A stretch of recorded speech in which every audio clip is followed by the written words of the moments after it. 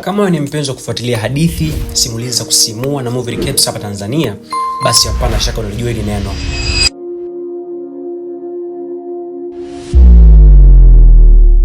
Na huu msemo je? Hey!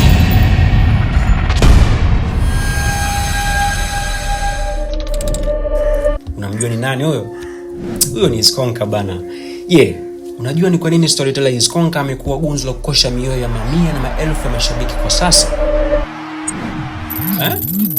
Na ni siri gani kubwa wanayofanya kila akigusa story watu wasiache kuangalia?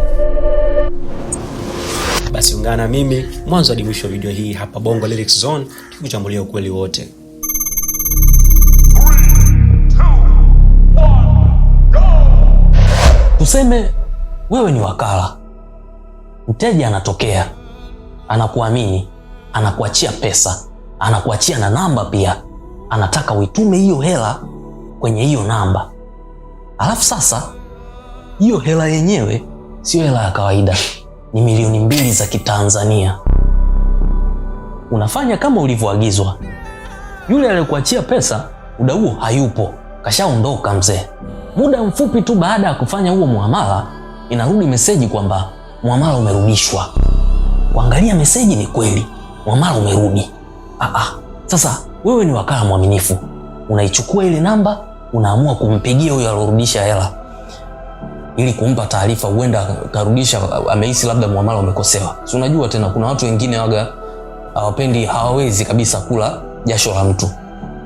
Jamaa upande wa pili anapokea bila hata kukusikiliza, unasema halo sijui hata neno moja, hata hujapumua. Anakuambia, kijana, kama unataka ndugu zako wote wafe na uwazike mmoja baada ya mwingine, rudisha hiyo hela. Anakuambia rudisha hiyo hela nikuoneshe.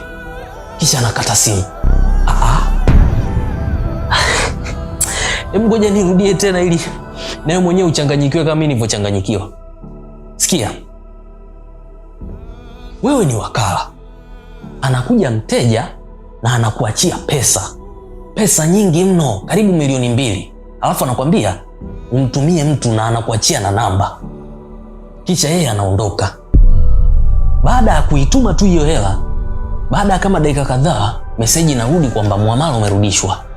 Unapompigia huyo mtu ili kumueleza kwamba huo muamala ni wake na wala haujakosewa, ndo anakuchimba mkwara mkali sana. Anakuambia hivi, kijana, kama unataka ndugu zako wafe na uwazike mmoja baada ya mwingine, rudia kunitumia hiyo pesa. Jaribu tena kunitumia hiyo pesa. Anakuambia Karibu tena ndani ya Bongo Lyrics Zone, platform yako namba 1 kwa burudani, habari na uchambuzi wa kazi za wasanii. Ama leo kwenye rubini yetu tumemulika sekta ya usimulizi wa hadithi na filamu, yani movie recaps, ambapo jina la Iskonka limekuwa likitawala kwenye vichwa vya habari na kupendwa kwa kasi ya ajabu kupitia ubunifu wake kipekee ndani ya channel ya 7 Beats wale wa zamani, na kwa sasa anatumia channel ya Nachitor, na kurasa zake za Iskonka imejitolea umaarufu mkubwa sana nchini Tanzania. Wataalamu wa mambo ya burudani wanasema Iskonka ana kitu cha kipekee sana.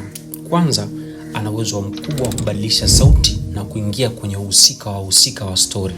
Hii mambo imekaaje?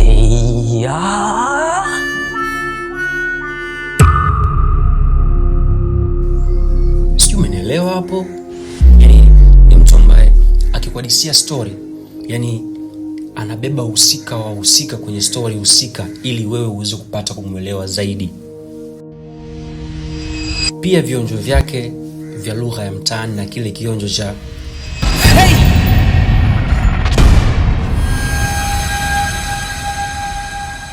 nadhani nakifahamu bana, vinatengeneza ukaribu mkubwa sana na mashabiki wake wa Kitanzania.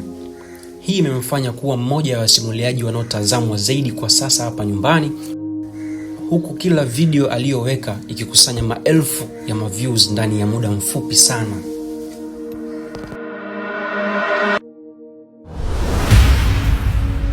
Kwa kumalizia ni kwamba bana, huu ni ushahidi tosha kwamba tasnia ya simulizi Tanzania inazidi kukua na kuleta sura mpya zenye vipaji vya hali ya juu sana. Mashabiki wengi wanasema Iskonka ndio kiboko yao kwa sasa.